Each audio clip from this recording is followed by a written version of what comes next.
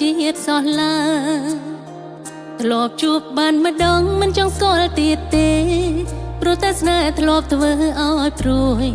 ទោះជាយំក៏គ្មាននរណាជួយគ្មានគេអាណិត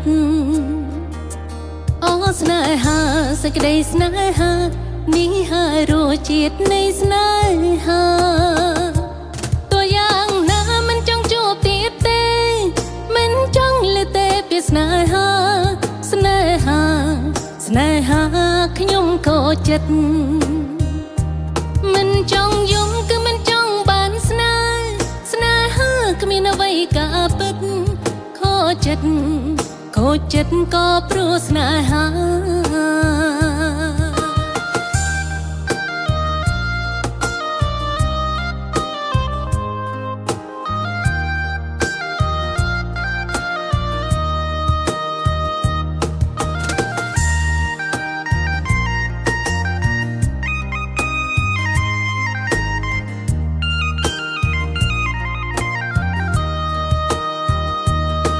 ស្នេហាសេចក្តីស្នេហា